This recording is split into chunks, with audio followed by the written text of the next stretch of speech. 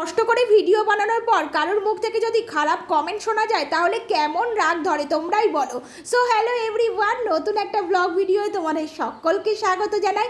আমি শর্মিষ্ঠা, কলকাতা বিআরটি থেকে। কেন প্রথমে এই কথাটা বললাম, হ্যাঁ তোমাদেরকে এখনই বলছি। প্রথমেই বলে রাখি, ভিডিও বানানো হলো একটা আর্ট। যখন তুমি ভিডিও বানাচ্ছ তখন তোমাকে লজ্জা পেলে চলবে না, এবং তোমাকে ভাবতে হবে আমার ভিডিও অনেক মানুষ দেখবে, তো তাদের যদি দৃষ্টি আকর্ষণ না হয় তাহলে কিন্তু সেই ভিডিওতে কোনো মজা নেই। তুমি চুপচাপ বসে আছো এবং কিছু কথা বলছো, সেইখানে কিন্তু সেই ভিডিওটা কোনো মতে ভাইরাল হবে না।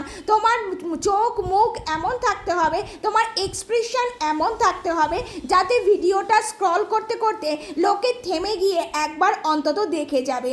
তো সেই কারণে আমি যখন ভিডিও বানাই তখন আমার মুখ চোখের এক্সপ্রেশন একটু অন্যরকম করি, কিন্তু আমি যখন স্বাভাবিক অবস্থায় থাকি বা বাইরে কোথাও ঘুরতে যাই বা কোথাও কারোর সঙ্গে কথা বলি তখন কিন্তু আমি এই রকম এক্সপ্রেশন নিয়ে কথা বলি না।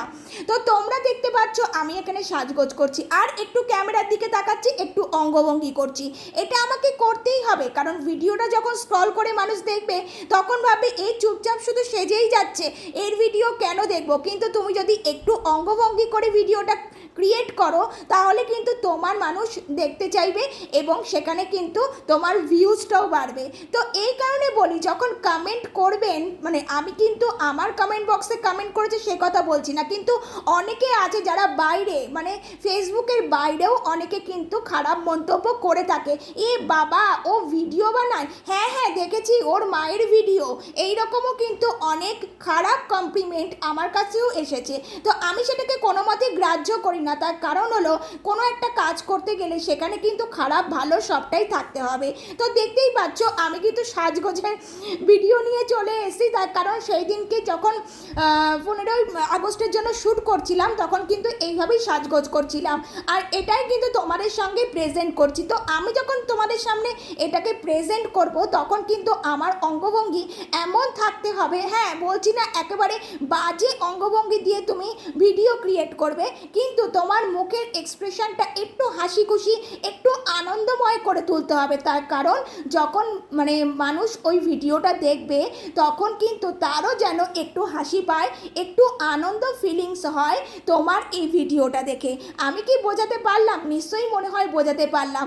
আর আমি যখন স্বাভাবিক অবস্থায় থাকি তখন কিন্তু অনেকেই দেখে মনে করবে বাপরে বাপ, এ তো হাসতেই জানে না, এর মধ্যে এত হাসি লুকিয়ে আছে, কই জানতাম না তো। কিন্তু তোমার ভিডিওর মধ্যে সেই মানে রাগান্বিত ভাবটা রাখলে কিন্তু একেবারেই চলবে না, তোমাকে হাসি খুশিভাবে ভিডিও বানাতে হবে। এটা আগেও বলেছি এখনও বলছি। তো তোমরা দেখতে পেলে সাজগোজ কিন্তু আমার কমপ্লিট হয়ে গেল। হ্যাঁ ভাই, আমি মেকআপ আর্টিস্ট না, আমি কিন্তু সেইভাবে সাজতে পারি না, তবে যেটুকুনি পারি সেইটুকুনি তোমাদের সঙ্গে একটু শেয়ার করলাম। আর এই যে ভিডিও ক্রিয়েট করা, এটা কিন্তু আমার অনেক দিনের স্বপ্ন। আমি ফটো তুলতে ভালোবাসি, ভিডিওও তুলতে ভালোবাসি, কিন্তু কখনো ভাবিনি এই সোশ্যাল মিডিয়ায় এসে আমি ভিডিও ক্রিয়েট করব। কিন্তু আমার এটা করতে খুব ভালো লাগে। তোমাদের যে জিনিসটা করতে ভালো লাগবে আর সেইটা যদি তোমরা মন দিয়ে করো না তাহলে দেখবে সেখান থেকে সাকসেস পাবে। তো চলো, দেখতে দেখতে কিন্তু আমার ভিডিও তোলা কমপ্লিট হয়ে গিয়েছে, সাজাগোজাও কমপ্লিট। কেমন লাগছে অবশ্যই জানিও। নেক্সট ভিডিওয়ে দেখা হবে। Tata bye.